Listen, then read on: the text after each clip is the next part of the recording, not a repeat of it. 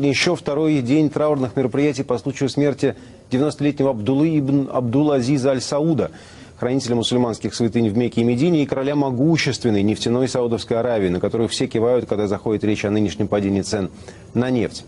Если кто-то что-то пропустил, похоронили его, конечно, еще накануне, как и полагается по исламу, до заката в день смерти, но вчера в Риад прилетели все больше короли, эмиры и султаны-единоверцы, мусульмане. В частности, рядом с наследником Саудовского престола стоял 85-летний эмир Кувейта Ас-Сабах, который, конечно, так многим обязан саудитам в 20 веке.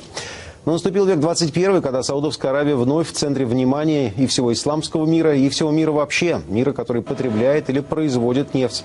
Сегодня во влиятельное нефтяное королевство познакомиться со следующей волной его правителей слетаются руководители светских стран. От России по поручению президента премьер Дмитрий Медведев, а еще представлены Китай, Норвегия, Франция, Венгрия, Нидерланды. Одним самолетом прилетели британские, принц Чарльз и премьер Кэмерон. Ждут и американцев. Обама оказался сегодня по соседству в Индии. Несмотря на события на Донбассе, в Риад был и вылетел и Петр Порошенко. Сейчас вроде бы возвращается. Но не будем отвлекаться. Несмотря на все разногласия, свои соболезнования саудитам выразил шиитский Иран, главный оппонент Саудовской Аравии на Ближнем Востоке, значительно усиливший свои позиции в Ливане, Сирии, Ираке, Йемене.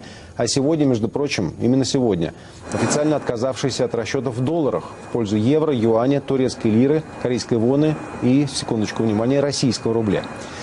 Соболезнования и из Катара пришли, хоть и там единоверцы-салафиты на политической арене страны-противники. Иными словами, клубок, иными словами, в Саудовской Аравии сейчас надо быть. Ну и, конечно, соболезнования саудовскому народу по причине кончины их правителя.